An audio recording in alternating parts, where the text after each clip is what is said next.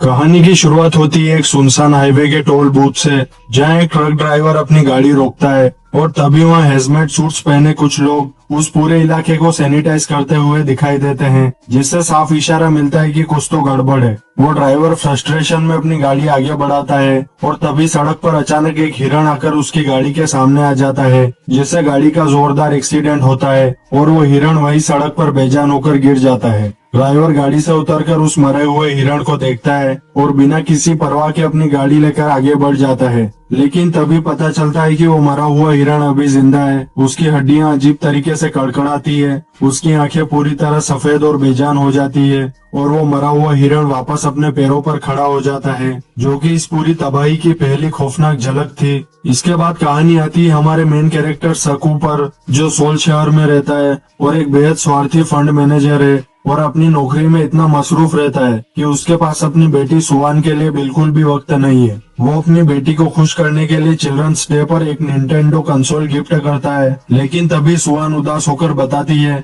उसे यह same gift पिछले महीने उसके जन्मदिन पर उसी के पापा से ही मिला था, जिससे साफ पता चलता है कि सकू अपनी बेटी की जिंदगी से कितना दूर हो चुका है। सुवान जिद करती है कि उसे अपनी माँ से मिलने के लिए हर हाल में बुसान जाना है, जो सोल से काफी दूर है, और सकू पहले तो अपनी नौकरी का बहाना बनाकर मना करता है, लेकिन जब वो अपनी बेटी के स्कूल का एक वीडियो देखता है जिसमें वो स्टेज पर गाना गाते गाते सिर्फ इसलिए रुक जाती है क्योंकि उसके पापा वहाँ मौजूद नहीं थे, तो वह इमोशनल हो जाता है और अगली ही सुबह ट्रेन से उसे बुसान ले जाने के लिए तैयार हो जाता है। अगली सुबह सूरज निकलने से पहले ही सकू और सुवन अपनी गाड़ी से सोल स्टेशन की तरफ निकलते हैं और रास्ते में उन्हें कई सारी फायर ब्रिगेड्स की गाड़ियां और एक जलती हुई इमारत दिखाई देती है, मगर सकू उसे एक मामूली हादसा समझकर नजरअंदाज कर देता है। वे दोनों स्टेशन पहुंचते हैं और ट्रेन के अंदर बैठ जाते हैं, जहां पर कई तरह के पैसेंजर्स होते हैं, जैसे घमंडी बिजनेसमैन योन सक, एक ताकतवर आदमी सांग हवा और उसकी pregnant wife song Kyung, high school baseball team का मेन प्लेयर योंगुक और उसकी चीयर लीडर दोस्त जिन ही। लेकिन जब ट्रेन चलने ही वाली होती है तभी एक लड़की अचानक से बिना सिक्योरिटी गार्ड को पता चले ट्रेन में घुस जाती है, जो ट्रेन के अंदर बहुत अजीब हरकतें कर रही होती है और प्लेटफॉर्म पर भी कुछ लोग अजीब हरकतें कर रहे होते हैं। लेकिन जैसे ही ट्रेन चालू होती है सुवान अंदर से देखती है कि सिक्योरिटी गार्ड के ऊपर अचानक से किसी ने हमला किया है, मगर वो समझ नहीं पाती कि असल में वहाँ हुआ क्या है। ट्रेन अपनी रफ्तार पकड़ चुकी होती है, तभी एक मेल ट्रेन अटेंडेंट को घमंडी बिजनेसमैन कहता है कि जेंट्स टॉयलेट में एक पागल आदमी घुस गया है। वो दोनों जाकर देखते हैं तो वहाँ एक होमलेस आदमी होता है जो बार बार कहता है कि सब मर गए। उधर वो घायल लड़की कोच नंबर 11 के वॉशरूम के पास दर्द से तड़प रही होती है, जिसे देखकर एक फीमेल ट्रेन अटेंडेंट उसकी मदद के लिए आगे बढ़ती है और रेडियो पर हेल्प मांगती है। लेकिन तभी अचानक उस घायल लड़की का शरीर अजीब तरीके से हिंटने लगता है, उसकी आंखें सफेद हो जाती है और वो एक खूंखार ज़ॉम्बी में बदल जाती है और बिना एक पल गवाए उस ट्रेन अटेंडेंट के गर्दन पर काट लेती है और देखते ही देखते वो भी एक ज़ॉम्बी में बदल जाती है। जिसके बाद वो दोनों मिलकर बाकी पैसेंजर्स पर टूट पड़ती हैं। वहाँ पर वायरस की रफ्तार इतनी खौफनाक थी कि जिस भी इंसान को वो काटती है वो महज 10 से 15 सेकंड के अंदर एक पागल ज़ॉम्बी बन जाता है और पूरे कोच में चीख पुकार और खून खराबा मच जाता है। कोच नंबर 11 की तबाही को देखकर कोच नंबर 10 और 9 के लोग अपनी जान बचाने के लिए आगे के डिब्बों की तरफ भागने लगते हैं। इसी भगदड़ के बीच सकू सुवान को गोद में उठाता है और आगे की तरफ भागता है। रास्ते में प्रेग्नेंट सोंग क्योंग भी अपनी जान बचाकर भाग रही होती है और उसका पति सांगहवा अकेले ही उन आते हुए ज़ॉम्बीज़ को अपने हाथों से रोकने की कोशिश करता है। सकू स्वार्थी बनकर उस कोच का दरवाजा बंद करने की कोशिश करता है ताकि कोई ज़ॉम्बी अंदर ना आ सके, लेकिन सांगहवा आखिरी मौके पर दरवाजा खोलकर अंदर घुस जाता है। तभी सारे ज़ॉम्बीज़ आकर उस कांच के दरवाजे पर अपना सिर पटकने लगते हैं, लेकिन यहाँ सांगहवा और सोंग क्योंग एक बात नोटिस करते हैं कि ये ज़ॉम्बीज़ कांच के पार तो देख सकते हैं लेकिन उन्हें दरवाजा खोलना नहीं आता।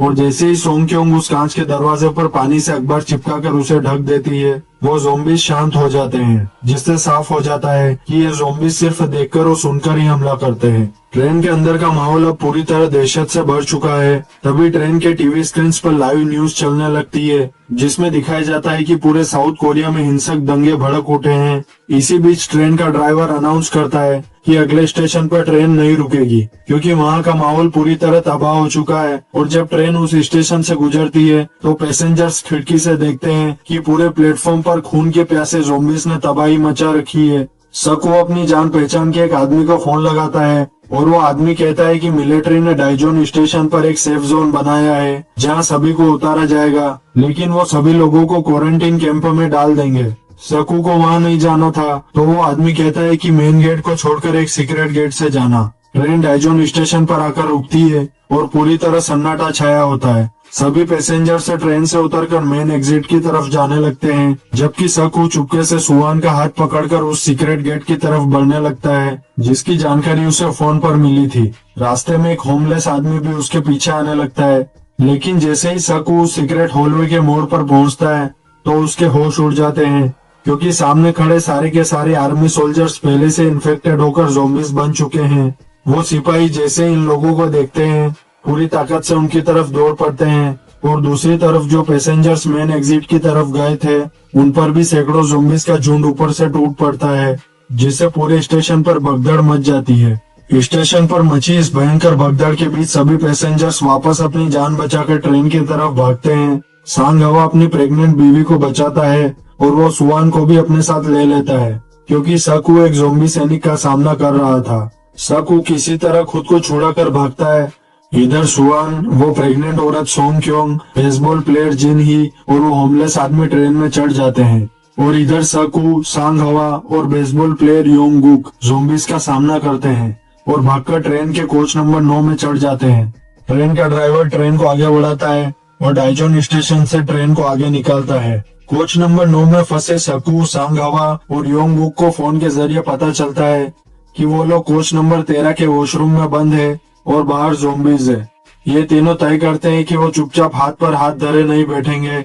सांग हवा अपने हाथों पर टेप लपेटता है, योंगुक अपना बेसबॉल बैट उठाता है और सकू भी अपनी ढाल तैयार करता है। जैसे ही वो लोग कोच नंबर 10 का दरवाजा खोलते हैं, एक के बाद एक ज़ॉम्बीज उन पर टूट पड़ते हैं। सांग हवा अपनी भारी ताकत से उन्हें पछाड़ता है, योंगुक बैट से उनके सिर फोड़ता है और सकू अपनी चालाकी से रास्ता बनाता है। तभी ट्रेन एक लंबी टनल के अंदर घुसती है। ये इन ज़ॉम्बीज की सबसे बड़ी कमजोरी का पता चलता है कि ये अंधेरे में बिल्कुल अंधे हो जाते हैं और सिर्फ आवाज का पीछा करते हैं। इस ट्रिक का इस्तेमाल करके वो बिना लड़े चुपके से कोच नंबर 11 और 12 को पार कर लेते हैं। ये तीनों आखिरकार कोच नंबर 13 के वॉशरूम तक पहुंच जाते हैं और सुवान, सोंग क्योंग और उस होमलेस आदमी को सुरक्षित बाहर निकाल लेते हैं। और अब उन्हें सिर्फ एक आखिरी दरवाजा पार करके कोच नंबर 15 में जाना है, जहां बाकी जिंदा पैसेंजर्स बैठे हैं।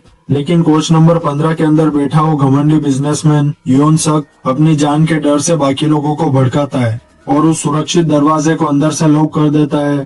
सांग हवा और सकू मिलकर दरवाजे को तोड़ने की कोशिश करते हैं और पीछे से आ रहे ज़ॉम्बीज को रोकते हैं, पर ज़ॉम्बीज की तादाद इतनी ज्यादा होती है कि कांच का दरवाजा टूटने लगता है और एक ज़ॉम्बी सांग हवा के हाथ पर काट लेता है। सांग हवा को समझ आ जाता है कि उसका वक्त खत्म हो चुका है। वो अपनी रोती हुई प्रेग्नेंट बीवी सोंग क्योंग को विदा करता है और सकू को कसम देता है कि उसकी बीवी और बच्चों की हिफाजत करे। सांग हवा अपनी बची हुई आखिरी ताकत से उस पूरे ज़ॉम्बीज के झुंड को अकेले रोके रखता है, और जब तक कि वो खुद एक ज़ॉम्बी नहीं बन जाता, सकू गुस्से में उस दरवाजे को लात मारकर तोड़ता है और अपनी टीम के साथ कोच नंबर 15 के अंदर घुस जाता है। कोच नंबर 15 के अंदर पहुंचते योन सक और उसके डरपोक साथी उन्हें बचाने के बजाय उन पर चिल्लाने लगते हैं कि ये लोग संक्रमित हो चुके हैं और इन्हें तुरंत इस डब्बे से बाहर निकाला जाए। वो रोती हुई सुवान और प्रेग्नेंट सोंग क्योंग की एक नहीं सुनते और सकू की पूरी टीम को धक्के मारकर कोच नंबर 15 और 16 के बीच कॉरिडोर में बाहर निकाल देते हैं और दरवाजा बंद कर देते हैं। इसी कोच नंबर 15 में एक बूढ़ी औरत बैठी थी, जिसकी बहन कोच नंबर 13 में ही मारी गई थी। वो बूढ़ी औरत योन सक की घटिया हरकत को देखकर पूरी तरह टूट जाती है और वो कोच नंबर 15 का वो कांच का दरवाजा खोल देती है, जिसके पीछे भूखे ज़ॉम्बीज खड़े थे।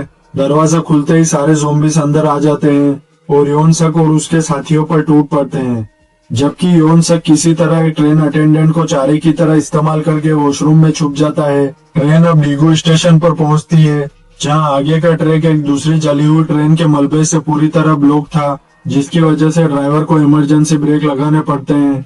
ड्राइवर बाहर उतरता है और पैसेंजर्स से बोलता है कि उन्हें ट्रेन छोड़कर आगे खड़ी एक दूसरी लोकोमोटिव इंजन में बैठना होगा, जो चालू हालत में है। सक वो अपनी टीम के साथ बाहर उतरता है। इसी बीच वॉशरूम से किसी तरह योन सक भी बाहर आ जाता है और अपनी जान बचाने के लिए वो उस ट्रेन अटेंडेंट को ज़ॉम्बीज के सामने फेंक देता है। उसके बाद एक जलती हुई ट्रेन का डिब्बा हवा में उड़कर सकू और उसके साथ वालों के ऊपर गिरता है, जिससे वो सब मलबे के नीचे दब जाते हैं। फिर योंगुक और उसकी दोस्त जिनही की आंख खुलती है।